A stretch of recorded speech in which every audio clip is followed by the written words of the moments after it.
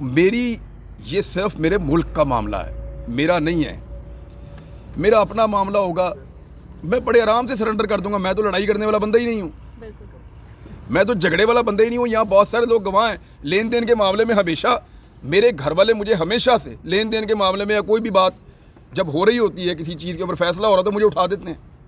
वो कहते हैं ये सारा कुछ छोड़ के उठ जाएगा।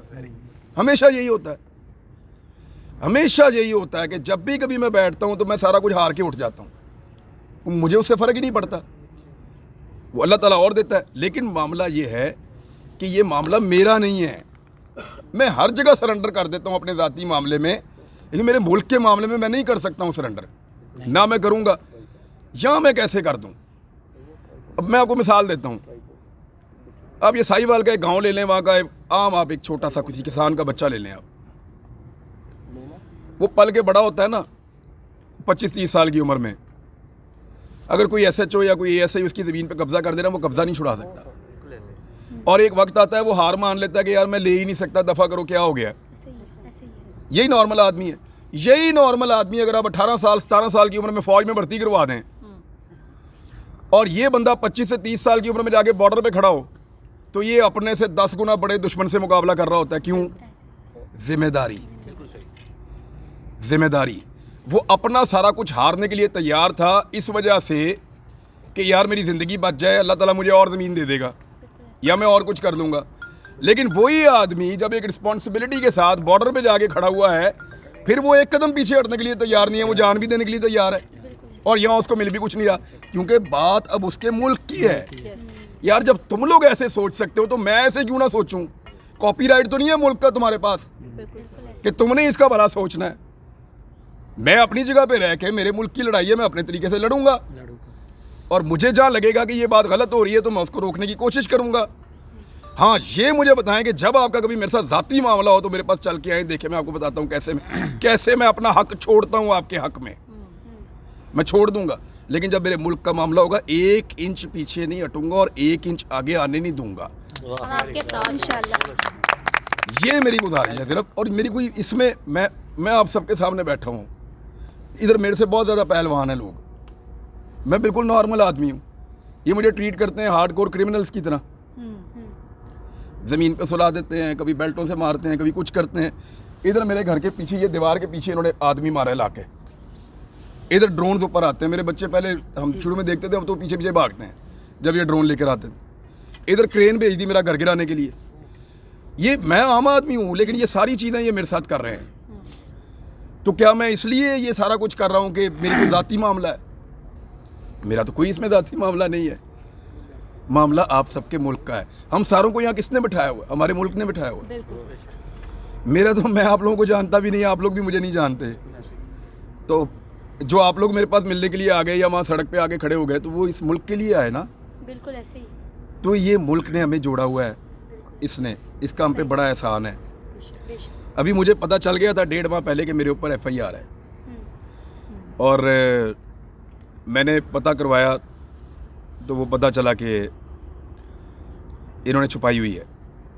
फिर हमने सोर्सेज से पता किया तो ये तो कंफर्म हो रहा था कि FIR, लेकिन किसी को नज़र नहीं आ रही थी। फिर हमने इनको लेटर लिखे 2 मरतबा कि जी वो दें FIR कहाँ है। इन्होंने नहीं दी। फिर हमने हाई कोर्ट से रुजू किया, हाई कोर्ट ने पूछा, इन्होंने उनको भी नहीं दी। ये तो अभी मैं कंटेम्प्ट ऑफ कोर्ट में जाऊंगा अदालत के खिलाफ, इनके खिलाफ, FIA के खिलाफ अदालत में इनके DG को भी बुलवाऊंगा। कोशिश करूंगा कि जनाब आप जवाब दें, बताएं आप मुझे, आपने क्यों झूठ बोला अदालत के अंदर। अदालत पूछे इनसे, इनके ऊपर कंटेम्प्ट फाइल करेंगे इंशाल्लाह, तो इन्हें अदालत की कार्रवाई करवाएंगे। सर आपको क्या लगता है, ये हुकूमत खुद डर रही है या डरा रही है? इन्होंने ये जो इसी एक बुनियाद के ऊपर ये फंस गए कल अदालत के अंदर, और जो अदलिया है वो हमारे पास एक आखिरी ऑप्शन है। The last option is judiciary. मैं अल्लाह के भरोसे बोलता हूँ या अपनी अदलिया के बलबूते पे कि ये मेरे जजेस मेरे बोलने के हक का तहफ़्फ़ुज़ करेंगे। मैं कोई लिमिट क्रॉस नहीं कर रहा, किसी को गाली नहीं देता मैं। सही बात। आप लोगों ने कभी मेरे मुंह से गाली सुनी है? आपने कभी ये सुना हो कि किसी की निजी ज़िंदगी का कोई स्कैंडल बाहर आया, मैंने उस पर कोई वीलॉग कर दिया हो? मुझे एक फ़ोन आया थोड़े दिन पहले, उस शख्स ने कहा सर मेरे पास 2014 से कुछ वीडियोज़ हैं और मैंने वो रखी हुई हैं और मैं अपने आप को बड़े ख़तरे में समझता था। No this is the time कि मैं अब पाकिस्तान में नहीं हूँ तो मैं वीडियोज़ आपको दे देता हूँ। उन लोगों ने आप पे बड़ा जुल्म किया जिनकी वो वीडियोज़ हैं।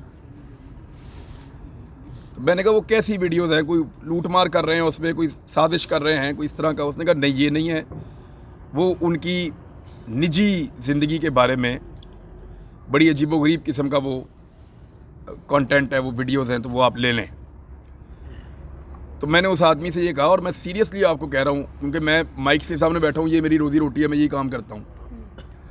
मैंने उससे कहा भाई आप इसको डिलीट कर दें, आपने इसको 8 साल तक संभाल के रखा अपने पास, आप इसको डिलीट कर दें। कहाँ होगा? बिल्कुल। वो कहता जी मैं आपको देना चाह रहा हूँ क्योंकि आपके साथ इन्होंने बड़ी ज्यादती की है और बार बार की है, तो आप इसको अब ये बम फोड़ें आप। मैंने कहा भाई इसको डिलीट कर दे, तू इनके ऊपर पर्दा डाल दे, अल्लाह तेरे पे पर्दा डाल देगा। बेशक। तो इस बात को लोग, मैंने आज तक किसी की निजी ज़िंदगी पे स्कैंडल्स आए, इन सारों के आए, बहुत सारे लोगों, मैं नाम भी नहीं लेना चाहता, मैंने कभी बात ही नहीं की। इमरान भाई बताइएगा हल क्या है इन सब का, जो भी मामला चल रहे हैं? सहाफ़ी हर दौर में पकड़ा जाता है, तो कोई प्रॉपर इसका हल तो होगा ना? देखिए सहाफ़ी पकड़े जाते हैं और सहाफ़ी जब भी पकड़ा जाता है वो बोलने पे पकड़ा जाता है, लेकिन मैंने ये नोट किया है कि सहाफ़ियों को पकड़ने में हुकूमतों से ज़्यादा एस्टेब्लिशमेंट का किरदार होता है। इसका क्या मतलब है? आप मुल्क में बोलना छोड़ दें? नहीं बोलना तो नहीं छोड़ सकते ना, वो ज़ोर से बोलना शुरू करो ताकि ज़्यादा सुनाई दे। आज़ादी सहाफ़त पर कब तक जुल्म होगा?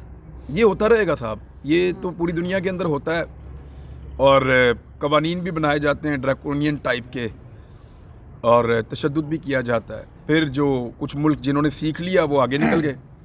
आप गौर करें जिन मुल्कों में सहाफ़ियों की हालत बेहतर है वो मुल्क भी बेहतर हैं, बिल्कुल ऐसे। सही। और जहाँ पे सहाफ़ियों की हालत बुरी है वो मुल्क भी ऐसे ही हैं, सर, आपके आप सामने है। जब पकड़े गए हैं तो राय साकिब साहब ने बड़ा साथ दिया है आपके पीछे, एयरपोर्ट तक गए, सबसे पहले वही थे जो उधर पहुंचे। मुझे एयरपोर्ट पे पता चल गया था कि अब ये मुझे एक और बड़ा मज़े का वाक़या हुआ, मैंने किसी को बताया नहीं अभी, मैं नाम नहीं लूँगा किसी का भी। मैं गया तो एक दोस्त ने कहा सर मैं होता ना उस दिन जिस दिन आपको यहाँ पकड़ लिया था मैं आपको निकाल देता। साथ ही उसके पासपोर्ट में वहाँ आ गया कि मैं, फिर मेरा नाम है, मैंने कहा निकाल आप। आपने मुझे कॉल नहीं की। अच्छा वो ना उधर उसमें ना वो मैंने ट्वीट कर दिया था और फिर ट्विटर पे मैंने लोगों को, क्योंकि फास्टेस्ट वे है आजकल, उस पर मैंने बता दिया था। मैंने कहा मेरी गिरफ्तारी का पता तो चल जाए कि ये पकड़ना चाह रहे हैं। जब उन्होंने रोका तो मैंने उनसे पूछा, पहले भी मैंने यही पूछा था, मैंने कहा जी मुझे आप बताएं कि मैं क्या जा सकता हूँ या मुझे अब गिरफ़्तार किया जाएगा। तो पहले उन्होंने मुझे कहा था कि आप चले जाएं। मैंने कहा नहीं आप पहले पूछ लें जो पुलिस है उनसे कि क्या वो मुझे इस केस में गिरफ़्तार करना चाहते हैं।